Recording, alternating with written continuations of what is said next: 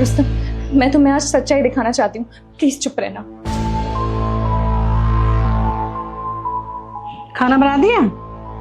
अभी नहीं बनाया मैंने, मैं बना देती हूँ।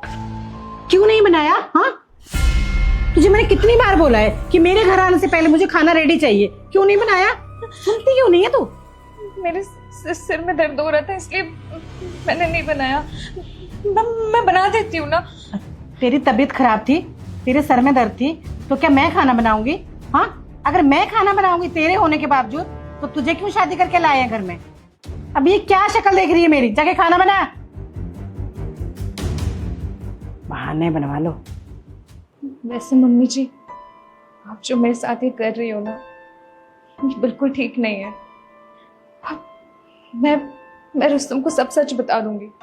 अच्छा, तो तू मेरी शिकायत मेरे बेटे से लगाएगी? हाँ, और वो तेरी बात मान लेगा? तुझे याद है ना कि तू ये नाकाम कोशिश पहले भी कर चुकी है। नहीं माना था ना मेरा बेटा? तेरी भलाई तो इसी में है कि 15 मिनट के अंदर मुझे खाना रेडी करके दे दे, वरना तुझे पता है कि मैं क्या कर सकती हूँ। भूल जाती है कि तेरा पति होने से पहले वो मेरा बेटा है, और मैं जो उसे बोलूंगी ना वो वही मानेगा। अरे रुस्तम का फोन। हेलो, हाँ बेटा। हाँ माँ, बस वो ऐसे कॉल किया था मैंने। आपने खाना खा लिया? अरे कहाँ खाया बेटा अब तक? तेरी बीबी ने खाना ही नहीं बनाया है। पता नहीं सुबह से कहाँ जा रखी है। तेरे ऑफिस जाते ही निकल गई थी वो भी अपने दोस्तों से मिलने। मैं खाना ही बना रही हूँ बेटा अब। अच्छा, आप खाना बना रही हो? सुमन कहाँ है? अरे बेटा तुझे तो पता ही है, मुझे तो कुछ बता के नहीं जाती। वो गई होगी अपने दोस्तों के साथ आवारागर्दी करने। ठीक है, शाम को आता हूँ, फिर बात करता हूँ उससे मैं। हाँ रुस्तम बेटा, तू मेरी फिक्र मत कर, मैं खाना खुद बना के खुद खा लूंगी। तू बस अपना ऑफिस का काम कर, ठीक है?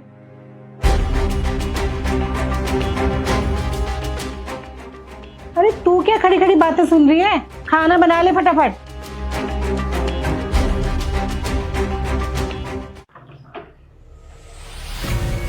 माँ कहाँ पे? माँ वो, अरे बेटा तू जल्दी आ गया आज।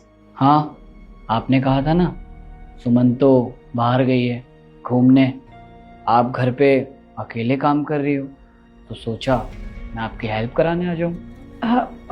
हाँ बेटा, वो पता नहीं कब आई है, सुबह से गई हुई थी, और अब देखो कैसे नाटक कर रही है डस्टिंग करने की, जबकि मैं सुबह ही सारा झाड़ू पोछा और डस्टिंग वगैरह कर चुकी हूँ, और मैंने तो खाना भी बना लिया अब। अच्छा, तो क्या बनाया आपने?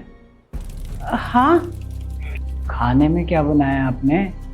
हाँ वो बेटा मटर पनीर और रोटी। दाल चावल बना है माँ जी। दाल चावल? दाल चावल बनाया माँ? मतलब आप मुझसे झूठ बोल रही? सुमन ने मुझसे कितनी बार बोला कि मेरे जाने के बाद आप उसे मारती पीटती हैं, लेकिन मैंने कभी उस पर भरोसा नहीं किया, हमेशा आपकी बात मानी, और आपने ये सिला दिया मुझे। क्यों माँ, क्यों किया आपने ऐसा? बेटा तू जो कुछ भी देख रहा है ना और समझ रहा है, ये सब झूठ है। तुझे मैं सच बताती हूँ ना, तू आ मेरे साथ।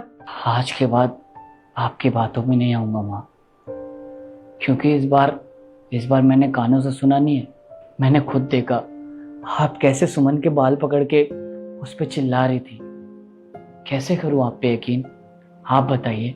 बेटा मैं मानती हूँ कि मुझसे गलती हुई है, पर मैंने ये सब इसलिए किया कि मुझे लगता था कि कहीं तू बहू के चक्कर में मुझे ना भूल जाए। मैं सोची थी सिर्फ मेरी बात माने, बहू की ना सुने, उसके कब्जे में ना आ जाए कहीं। तो हमेशा आपकी बात मानी है, उसकी मैंने कभी नहीं सुनी, लेकिन दुख तो मुझे इस बात का हो रहा है मम्मी कि बेचारी पे हमेशा जुल्म होता रहा, आप उसे परेशान करती रही। उसने इतनी बार बोला माँ कि आप उसे परेशान करती हैं, लेकिन कभी मैंने सच जानने की कोशिश नहीं की, क्योंकि मैं आप पे भरोसा करता था।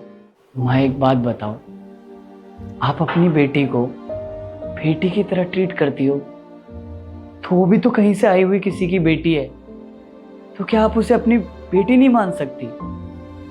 उसके साथ ऐसा सलूक क्यों? वो अपना सब कुछ छोड़ के यहाँ पे आई है, अपना घर परिवार, किसके लिए? मेरे लिए, आपके लिए, और फिर भी आप उसके साथ ऐसा। बेटा मैं मान रही हूँ अपनी गलती, मुझसे गलती हुई है, लेकिन आज के बाद मैं कभी ऐसा नहीं करूँगी। बहू के साथ बहुत अच्छे से रहूँगी। मुझे माफ़ कर दे बेटा, माफ़ कर दो मुझे। नहीं माँ, इस बार नहीं। अगर सब कुछ जानने के बाद भी मैंने आपकी बात मान ली तो इसके साथ नाइंसाफी होगी। और हाँ माँ, आपको अगर इतनी दिक्कत है ना सुमन से, तो आज के बाद इस घर में नहीं रहेगी और मैं भी नहीं रहूंगा। आप तो माँ हो, आपको तो कुछ नहीं बोल सकता। आप रहिए इस घर में। मैं और सुमन इस घर को छोड़ के जा रहे हैं हमेशा के लिए। सुमन, सामान पैक कर लो, मैं बाहर वेट कर रहा हूँ। नहीं नहीं बेटा, बेटा सुनो सुनो, बेटा बेटा मुझे माफ़ कर दो, मत जाओ ना घर छोड़ के, सब ठीक हो जाएगा। मैं अच्छे से रहूंगी अब। अब नहीं माँ। सुन सुन बेटा,